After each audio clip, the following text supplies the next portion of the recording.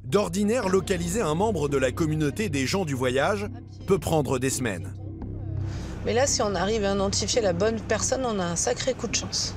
Et c'est ça qui est intéressant dans notre métier. C'est quand t'as la chance d'avoir le petit plus, là, c'est quand même le bonheur. Et voici ce que filme l'enquêteur. Au volant de la voiture verte, peut-être l'homme suspecté d'agression sexuelle et de vol. Mais difficile pour l'instant d'être affirmatif. Je pense que c'est lui. C'est moi juste qu'il sorte en fait. Elle est descendue. Non, il y avait la passagère avant. Tu l'as? Je l'ai, mais lui, je l'ai pas. Enfin, je l'ai pas, faut que je regarde le film, j'ai la plaque, j'ai tout, mais... L'enquêteur ne le sait pas encore, mais il a filmé dans cette voiture un petit détail très précieux, de quoi être certain qu'ils sont sur la bonne piste. Ils vont s'en apercevoir en rendant visite à l'un de leurs collègues, un gendarme de la brigade locale. Bonjour Nolwenn, DR Redon. Enchanté. Ça va ? Teddy a déjà eu affaire à cet individu. Et il connaît bien cette communauté. Il va peut-être le reconnaître sur les images enregistrées par le téléphone. Pour moi, ça serait ça. Hein. Moi, celle-ci, là, que je vois dans premier plan, ça me paraît être sa sœur.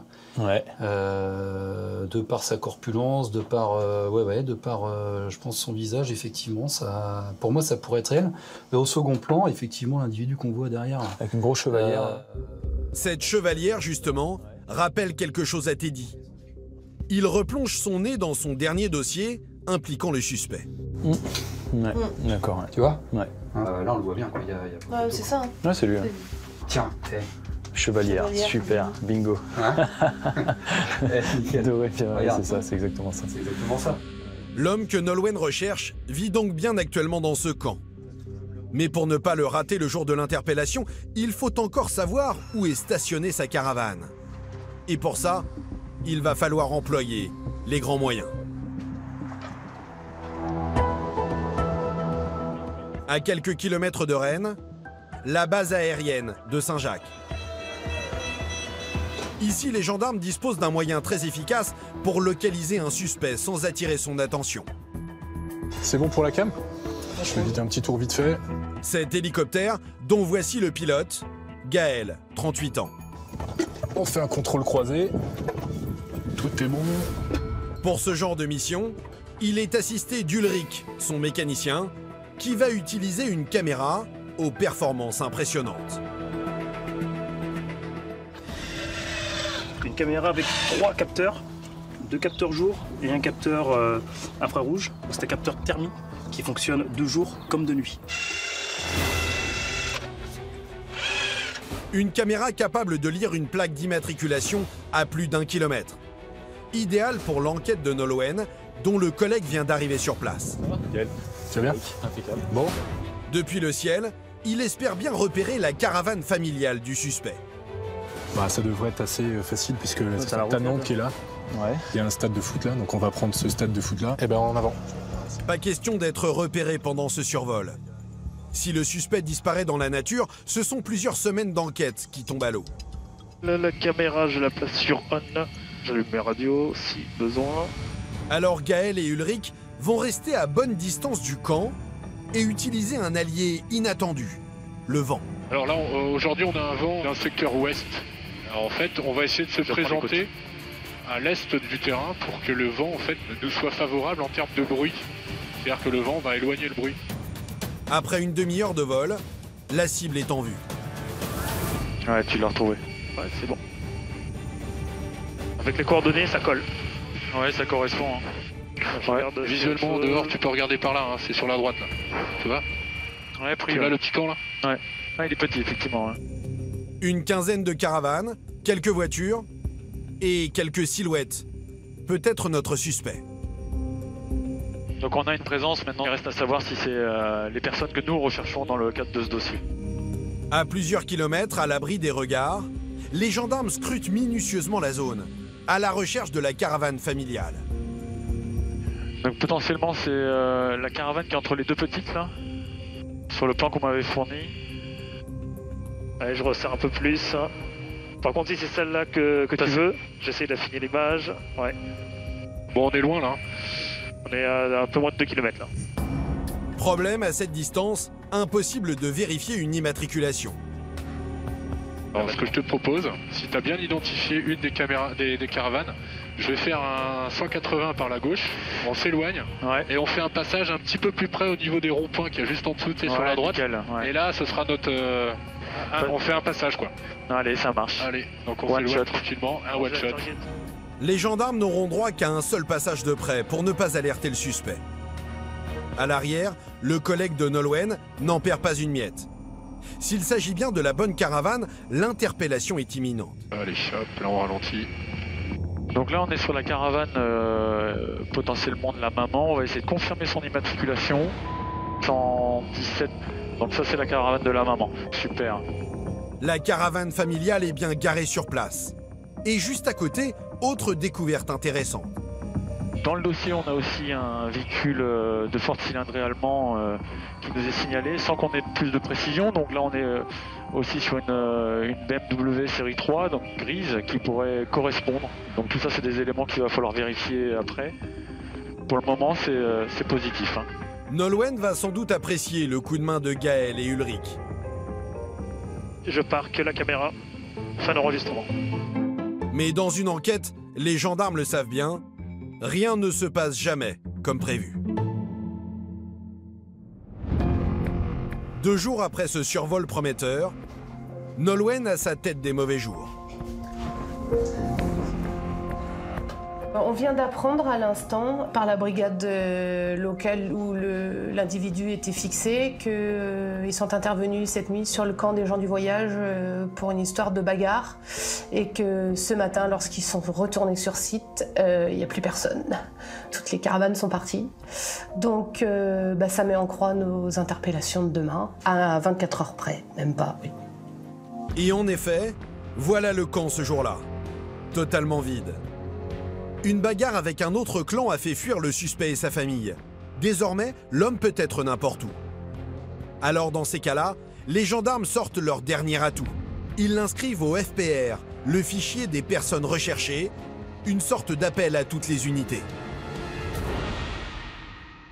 Ça veut dire que s'il est contrôlé sur n'importe quel endroit sur le territoire national, les unités de gendarmerie ou de police savent que notre unité est à la recherche de cet individu et là en l'occurrence savent qu'on veut être contacté immédiatement en cas de contrôle.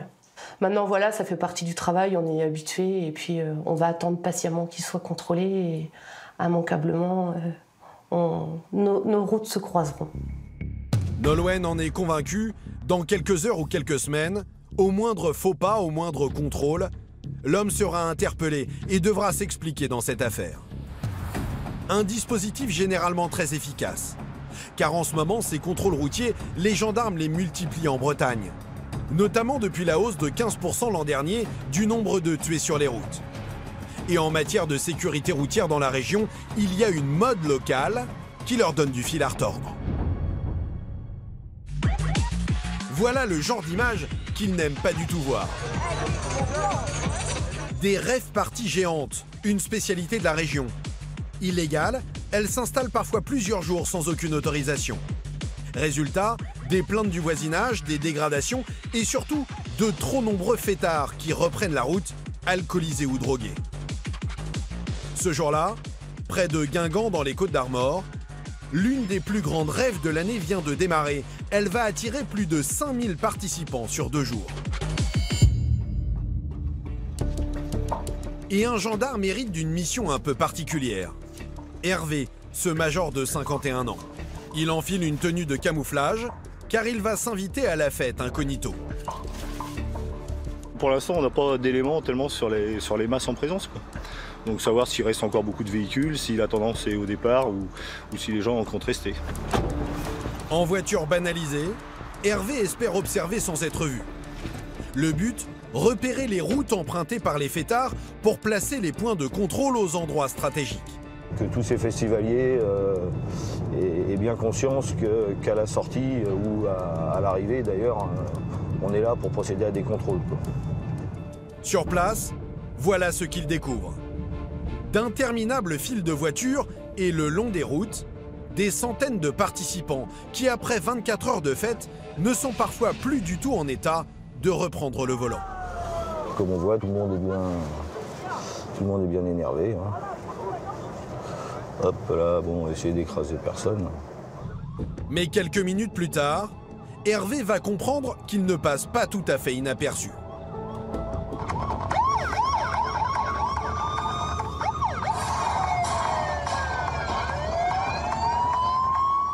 Des sirènes en version techno qui hurlent dans les enceintes.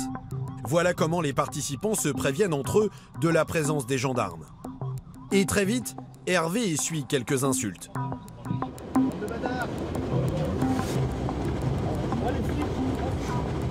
Essayer d'avancer, puis dès qu'on peut faire demi-tour, on fait demi-tour.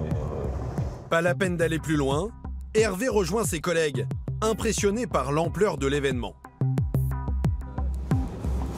Et il reste encore énormément de monde. On a plus souvent affaire à des rassemblements de 500 personnes que des rassemblements qui dépassent les 1000, voire cette nuit peut-être 3000 personnes. Bah, compte tenu de ce qu'on a pu voir avec les champs qui sont gras et le nombre de véhicules qu'il y a dans les champs, tout le monde ne sortira pas, même s'ils en ont la volonté d'ailleurs. Tout le monde ne sortira pas ce soir. Les gendarmes vont donc devoir rester sur place et multiplier les contrôles. Sur l'un des principaux accès à la Rève, un important dispositif est déjà en place. Alcoolémie, stupéfiants, chaque conducteur doit montrer patte blanche. Donc vous me disiez avoir consommé hier soir avant de venir, c'est ça, hein? C'est ça. Vous avez consommé quoi? Cannabis. Du cannabis, vous avez fumé bien sûr. Voilà, je suis. De la résine ou de l'herbe? De l'herbe. De l'herbe, ok. Dès les premiers contrôles, les tests positifs s'enchaînent. Et sur cette ligne-là, c'est le cannabis. D'accord. Donc vous êtes positif au cannabis. Avec à la clé de lourdes conséquences, notamment pour les jeunes conducteurs. Donc vous êtes en probatoire jusqu'en 2019, donc je pense que vous venez de le passer il n'y a pas longtemps. Il y a un an. Il n'y a même pas tout à fait un an, donc pour l'instant vous n'avez que 6 points. Donc 6 points, à partir de maintenant, le stupéfiant, ça entraîne comme l'alcool une perte de 6 points sur le permis. Donc quoi qu'il arrive, votre permis va se retrouver annulé pour solde nul. Donc vous serez obligé de le repasser. Comme lui ne peut plus le conduire et que les autres ne sont d'après lui pas titulaires du permis de conduire, ses camarades là, donc il ne sait pas du tout comment il va pouvoir ramener le véhicule jusque là-bas. Des sanctions dissuasives, alors certains fêtards tentent par tous les moyens d'éviter ces contrôles. Hervé, qui vient d'arriver sur place, n'aura même pas le temps de se garer. Il vient de repérer 2 voitures au comportement suspect. Bah, il y a 2 véhicules qui sont arrêtés en amont du contrôle, donc on va se porter à leur hauteur et puis on va procéder au contrôle. Ces voitures se sont rangées sur le bas-côté en apercevant les gendarmes. Peut-être pour échapper à une sanction. Bonjour monsieur, vous allez me présenter les papiers de la voiture s'il vous plaît? Vous avez rien avec vous? Bah j'ai perdu ma carte bleue. D'accord, vous avez consommé des boissons alcoolisées ce matin. Ce matin? À 6h30 j'ai arrêté. Produits stupéfiants? Rien du tout. Rien du tout? Ouais. Vous avez des petits yeux, vous n'avez pas beaucoup dormi? Bah j'ai dormi. Vous avez dormi? Bien sûr, Hervé ne va pas le croire sur parole. Je vous demandais de souffler dans l'appareil pendant 5 secondes, s'il vous plaît. Encore? Après une courte nuit de sommeil, les effets de l'alcool ont disparu. On va faire un dépistage de produits stupéfiants, d'accord? Rien du tout, normalement. Le jeune homme semble confiant, mais les traces de stupéfiants, elles, restent plus longtemps dans l'organisme. Et son test salivaire ne va pas raconter la même histoire que lui. Alors voici le test sur lequel on peut voir apparaître une légère réaction là, sur la barre des opiacés. Le test est considéré positif. Les opiacés, des drogues dérivées de l'opium, comme l'héroïne ou la morphine. Certaines se diluent dans les boissons. Le jeune homme affirme alors en avoir consommé contre son gré. Ce qui s'est passé, c'est que normalement, je prends jamais rien en teuf quand je sais que je conduis. Sauf qu'il y a un pote qui a bu dans ma bouteille 2 fois hier et voilà. Bon, j'ai été contaminé par ça, j'ai un tout petit trait aux opiacés, c'est ça qui fait que je suis baisé. Mais le problème, c'est quand vous êtes fortement alcoolisé, après vous faites plus attention à ce que vous faites. Et vous buvez dans la même bouteille que les autres et vous êtes contaminé comme tout le monde quoi. Ouais, non mais je dis rien, je sais bien, mais c'est moi qui ai fait le coup. Consommation volontaire ou non, la sanction est la même. Une rétention du permis et 6 points en moins. Et là encore, personne d'autre pour prendre le volant. Bonjour, moi je suis là pour tout gentil. Bon, Merci. Ah, c'est vrai. Je sais, ça se fait pas. Non, puis ça sent fort quand même. Oh non, franchement. C'est de l'oasis avec du rhum. Ah bah voilà, c'est de l'oasis avec du rhum, c'est ce que je dis, ça sent fort. Ouais, ça sent tout. Vas-y, l'oasis avec du rhum. Ouais, bah allez, s'il vous plaît. Et vous êtes déjà assez alcoolisé comme ça. Allez, ramassez votre bouteille là. Bilan ce week-end-là, 17 conducteurs contrôlés positifs aux stupéfiants, 23 positifs à l'alcool. Alors pour dissuader les organisateurs de recommencer, les gendarmes vont leur rendre une petite visite. Le lendemain matin, une impressionnante colonne investit le site de la rave party. À sa tête, le colonel Fin en personne, le patron des gendarmes dans les Côtes-d'Armor. Il vient confisquer le matériel des organisateurs qui n'ont pas très envie de le laisser fouiller, ce camion. Il est où le propriétaire? Je sais pas, ils sont tous partis dans la nuit. D'ouvrir le camion déjà, qu'on puisse discuter sur la base de... Il faudrait déjà vérifier, monsieur. Le propriétaire est introuvable et les organisateurs tentent de négocier. Vous pouvez pas laisser le camion et qu'on vous ramène, comme disait Sam, 4-5 enceintes de... Non mais on n'est pas là pour faire une prise symbolique de 4-5 enceintes. Le but du jeu, c'est que vous répondiez des infractions qui ont été commises. Il y a des agressions sonores avec des dépôts de plaintes sur lesquels on investigue. Il y a également, il y a également des dégradations qui ont été commises par les gens qui ont participé à l'événement que vous avez organisé. Donc vous avez été dépassé, mais ça j'ai envie de dire c'est votre problème. Maintenant vous assumez les responsabilités. À force d'insister, les gendarmes obtiennent les clés du camion. Ils découvrent son chargement, enceinte, matériel divers, exactement ce qu'ils cherchaient. Allez, action! Ils saisissent l'ensemble, une décision exceptionnelle pour sanctionner la plus grosse rave party de l'année dans la région. C'est comme ça qu'on arrivera à faire comprendre aux organisateurs de ces fêtes qu'il y a une réglementation qui s'applique et qu'il est important, pour des raisons sanitaires, des raisons de sécurité des festivaliers et aussi des riverains, il est important de se plier à ces règles et éviter d'arriver à ces situations de fêtes incontrôlées avec des gens qui se livrent bien souvent à des consommations abusives et d'alcool et de produits stupéfiants, bien entendu. Le camion lui aussi est saisi. Un matériel estimé à 15 000 € et qui sera conservé par les gendarmes en attendant une décision de justice. Il sera ensuite restitué contre une amende ou bien détruit. Mais en Bretagne, en matière de stupéfiants, il n'y a pas que les rave parties qui mobilisent les gendarmes. Pour eux, c'est même devenu une préoccupation quotidienne. À Saint-Brieuc, Salut bien. Ça va toi? Ça va.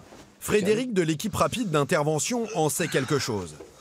Alors ? Rien que le mois dernier, voici ce qu'il a trouvé dans les voitures qu'il a contrôlées. Herbe et résine de cannabis, même des petits joints déjà tout confectionnés. Et même un petit ballot de cocaïne. Tous les jours, il y a au moins une rétention concernant les produits stupéfiants. Je parle au sein du peloton motorisé de Saint-Brieuc. Un permis qui saute chaque jour, à cause de ces petites doses qui, sur la route, peuvent causer de grands drames. En France, les stupéfiants sont responsables d'un accident corporel sur 10. Et Frédéric n'a même pas besoin de chercher très loin ses consommateurs au volant. Cette nuit-là, avec Olivier, son collègue, il traque les excès de vitesse à bord de la Mégane RS. Et rien qu'à l'oreille...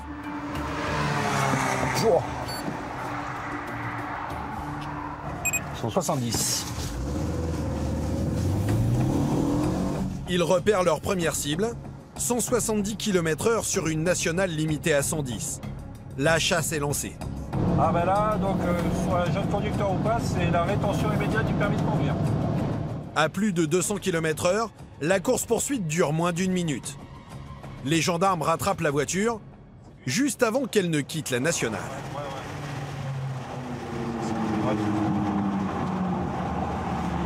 Vous nous suivez? Frédéric et Olivier ne le savent pas encore, mais ils viennent peut-être de sauver des vies. Face à eux, le genre de conducteur qui cumule les infractions.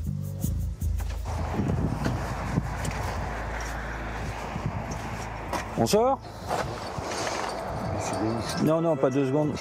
Vous présentez votre permis de conduire, les documents du véhicule, s'il vous plaît? Fait retirer quand et par qui? Et c'était pourquoi? C'était pour le perché. Un retrait de permis pour conduite sous l'emprise du cannabis, il y a seulement un mois. Ce qui ne l'a pas empêché de rouler à 60 km/h au-dessus de la limitation. Alors pourquoi prendre un tel risque? C'était pour le boulot, votre trajet? Non, j'étais maître de SO. C'était loisir, quoi. J'étais pressé, il fallait vraiment que j'y aille. Enfin, pressé pour aller rejoindre votre épouse au McDo Non, je rentrais chez moi, là. Et donc ça veut dire que tous les jours, vous prenez la voiture? Je suis obligé, je suis en formation. Ouais, mais obligé, mais pourtant, vous le savez que vous ne pouvez pas conduire. Hein. Ouais, là, c'est du cumul. Hein. On vous a prévenu de ne pas conduire, j'imagine, les collègues. Oui. L'homme a pris l'habitude de conduire sans permis, et il y a peut-être pire. Donc vous allez venir avec nous, on va vous soumettre au dépistage. Lorsqu'un conducteur a déjà été contrôlé positif au cannabis, les gendarmes le soumettent systématiquement au test salivaire. Concernant l'usage de stupéfiants depuis le contrôle par les collègues que vous avez consommé, produits. Je vous l'ai dit, il y a 3 ans maximum. Ah ouais. Pas de drogue depuis plusieurs jours, alors dit-il vrai. Ce test détecte une consommation de cannabis au cours des dernières 24 heures. Vous allez prendre ceci, vous allez mettre de la salive sur les tampons, bien à l'intérieur des joues, sur la langue, sous la langue, d'accord? Et je vous dirai d'arrêter. Allez-y. Quelques minutes plus tard, Olivier découvre le résultat. Bon bah, le test, hein. Vous voyez bien? Donc il réagit au cannabis. Donc on va faire ce qu'on appelle maintenant les prélèvements salivaires. C'est ce que vous avez eu la dernière fois? Un prélèvement pour confirmer le test. Mais encore une fois, l'homme a roulé sous l'emprise de stupéfiants et en plus à tombeau ouvert. Il avait même une stratégie pour échapper au contrôle. Il préfère se déplacer de nuit pour aller faire le plein, parce que d'après ses dires, il y a beaucoup moins de contrôle. Donc de ce fait, il se déplace la nuit. Mais cette fois, la répétition de toutes ces infractions va lui coûter très cher. Donc votre véhicule, ce soir, il est immobilisé? Je peux bien le faire chercher par quelqu'un d'autre. Non, pour le moment, on va l'immobiliser, on va attendre la décision du parquet, savoir ce qu'il décide par rapport à la destination du véhicule. Votre véhicule peut être immobilisé judiciairement. En clair, sa voiture peut être confisquée jusqu'à son procès ou même saisie par la justice. Au revoir. Pour ce soir, c'est sa femme qui vient le chercher. L'homme sera fixé dans quelques heures. Le lendemain matin, Olivier et Frédéric sont de retour sur ce parking. Et lorsque l'homme se présente, l'ambiance est glaciale. Il vient d'apprendre qu'au regard de ses nombreuses infractions, le procureur le prive de son véhicule. Tenez, monsieur. Parce qu'on est obligé de vous faire remplir les papiers concernant l'immobilisation judiciaire.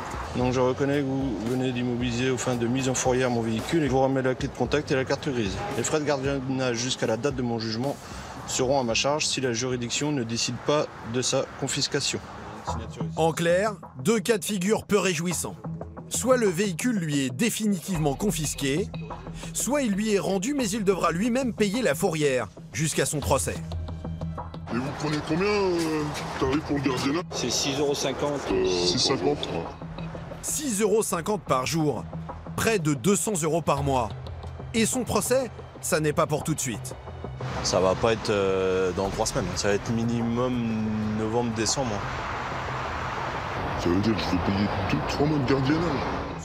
Plusieurs centaines d'euros de gardiennage et plus de moyens de transport. Coup dur pour lui qui venait de remettre son véhicule en état. Est-ce que vous avez dépensé combien en fait là-dessus? Je compte pas la main d'œuvre. C'est quand même considéré comme une grosse sanction pour lui, son véhicule, sachant que, comme il nous disait, il vient d'investir beaucoup pour les réparations, parce que le véhicule n'a pas l'air très très récent. Donc effectivement, pour lui, là, c'est un peu la douche froide. Le but, c'est de calmer la situation et d'éviter qu'il s'énerve, là, pour le moment, sur les lieux. L'homme n'en a pas conscience, mais en l'interpellant en excès de vitesse, sans permis et sous l'emprise du cannabis, Olivier et Frédéric lui ont peut-être sauvé la vie, ainsi que celle des autres usagers de la route. Au revoir. En Bretagne, l'an dernier, Dans 40% des accidents, les stupéfiants ou l'alcool étaient directement impliqués.